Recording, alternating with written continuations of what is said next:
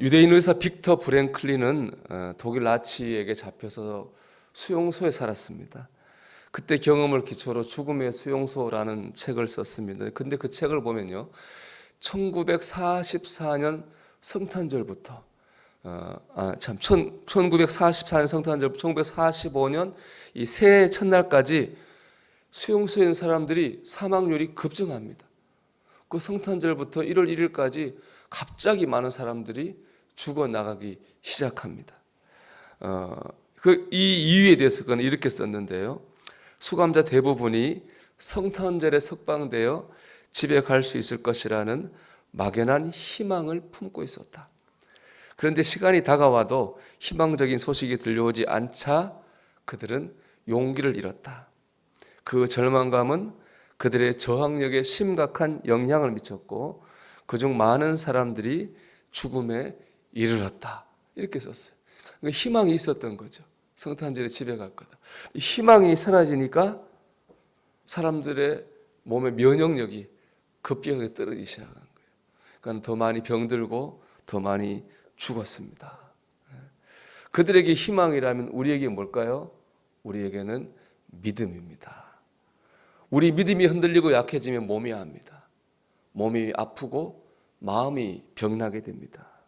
우리 육체가 영혼이 지치게 되는 거죠. 근데 우리 믿음이 흔들리고 연약해질 대표적인 경우가 언제? 오늘 본문에 나오는 것처럼 악을 행하는 자들이 형통하는 것을 볼 때입니다. 이 악한 세상이 악하다고 하는 것을 깨닫게 될 때입니다. 악하게 사는 사람이 잘 되는 것을 볼 때 우리는 선하게 살 힘을 잃어버리기도 합니다. 그때 두 가지로 우리가 이렇게 반응합니다. 첫째는 악한 자들을 향해 분노하고 악한 세상을 향해서 불평을 쏟아놓죠. 그렇게 다 하죠. 근데 성경은 그렇게 하지 말라 이렇게 오늘 말씀하고 있습니다. 왜냐하면 그렇게 하면 우리도 악한 사람들과 똑같이 되기 때문입니다. 8절 말씀입니다. 분을 거치고 노를 버리며 불평하지 말라. 오히려 악을 만들 뿐이라 그랬습니다. 악한 사람 욕하고 악한 세상 탓하다 보면 그 욕하고 탓하는 것 때문에 오히려 내가 죄에 빠집니다. 내 안에 내 심령의 평화가 없어집니다. 오히려 내 영혼이 병들게 됩니다.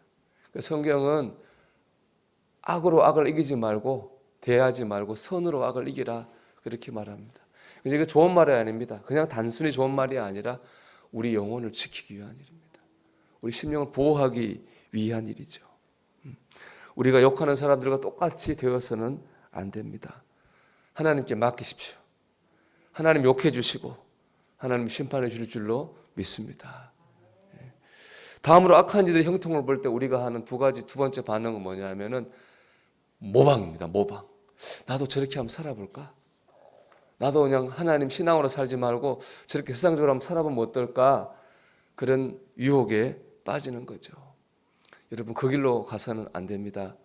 악한 자의 길이 이렇게 되기 때문에 그렇습니다. 첫째는 뭐냐? 뿌린 대로 거둡니다.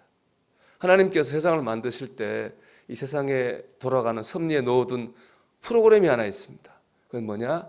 뿌린 대로 거두리라라는 프로그램입니다. 지금 콩을 심으면 때가 되면 콩을 거둡니다. 지금 팥을 심으면 때가 되면 팥을 거두게 됩니다.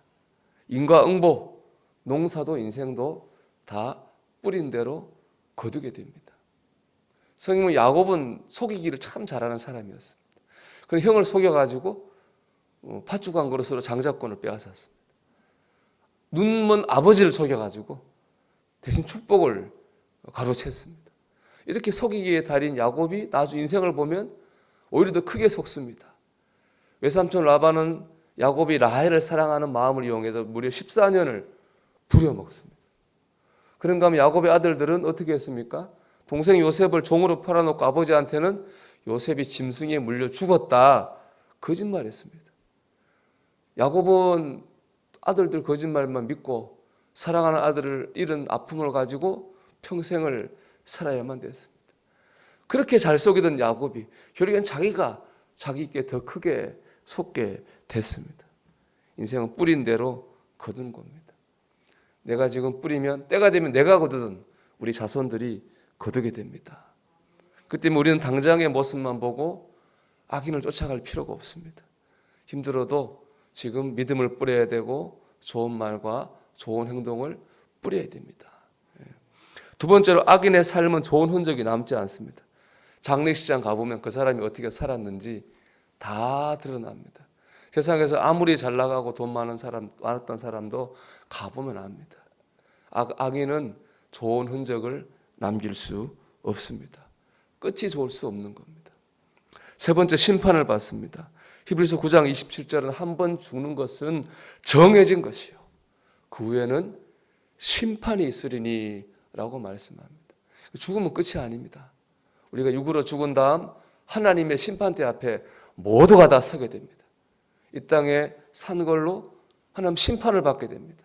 악인은 지옥으로 갈 것이고 하나님의 사람들은 천국으로 가게 될 것입니다. 우리는 그때를 바라봐야 됩니다. 이처럼 악을 행하는 자는 뿌린 대로 거두고요, 끝이 좋지 못하고 하나님의 심판을 받게 됩니다.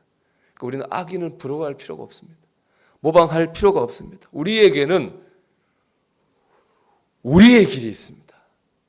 우리는 그 길로 가면 되는 겁니다. 그게 시편 전체의 주제이기도 하거든요.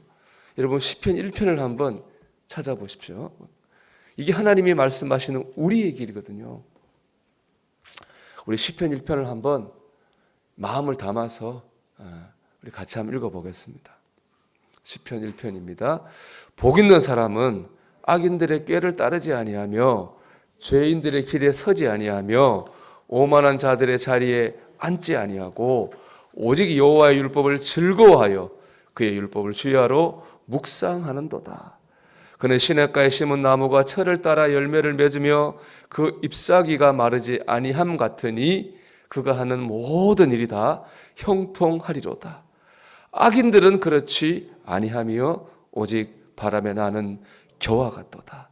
그러므로 악인들은 심판을 견디지 못하며 죄인들이 의인들의 모임에 들지 못하리로다.